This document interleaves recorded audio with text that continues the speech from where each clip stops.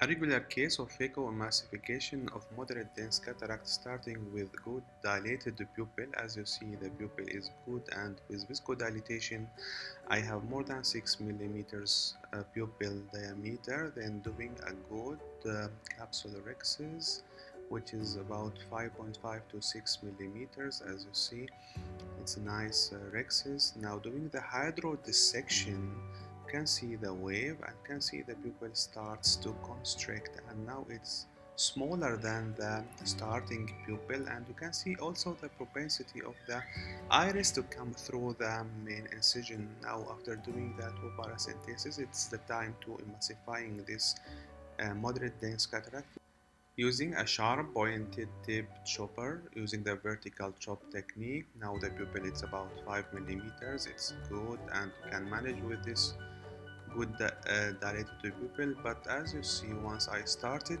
to emulsify this dense cataract, the pupil starts to constrict. With vertical chop technique, you can see I bisect the nucleus in two halves, then the second half I hold also with the phaco probe and also bisect it into a quadrant. As you see, now you can hold one quadrant and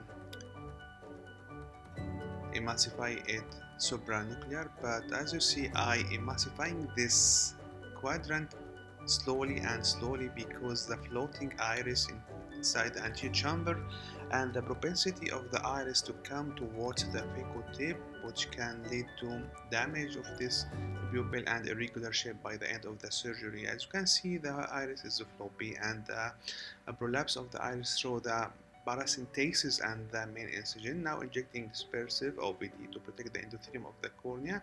You can see this, the pupil now is about 4.5 millimeters in diameter. I changed the chopper to another plant tip chopper, which is more safer for the posterior capsule. As you know that the complication which comes from the smaller pupil during emulsifying dense cataract or moderate dense cataract can lead to damage of the iris stroma and lead to more inflammation, and also can lead to inadvertent tear in the posterior capsule with later on vitreous loss and damage also to the anterior capsule. So for that I changed with a plant chopper to be more safe for the posterior capsule and also more safe for the anterior capsule. You can see the constricting of the pupil is continue while removing this cataract. Now the last epinucleus and cortical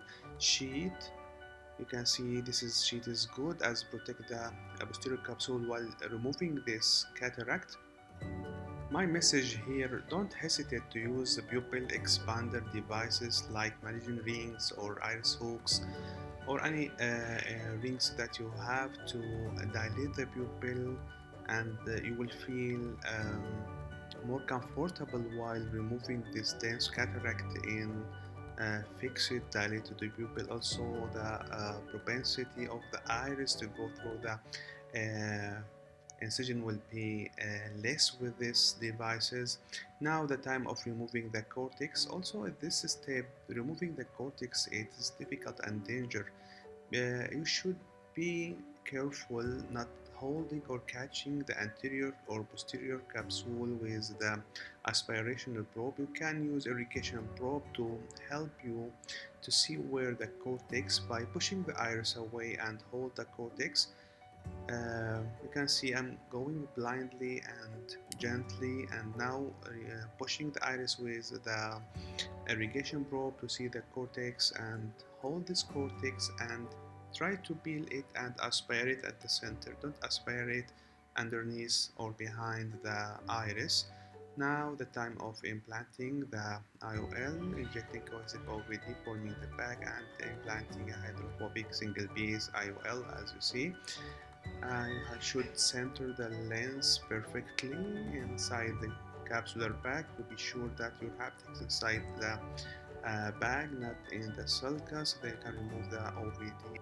You can see the ending pupil, it's about 2 millimeters. Thank you for watching.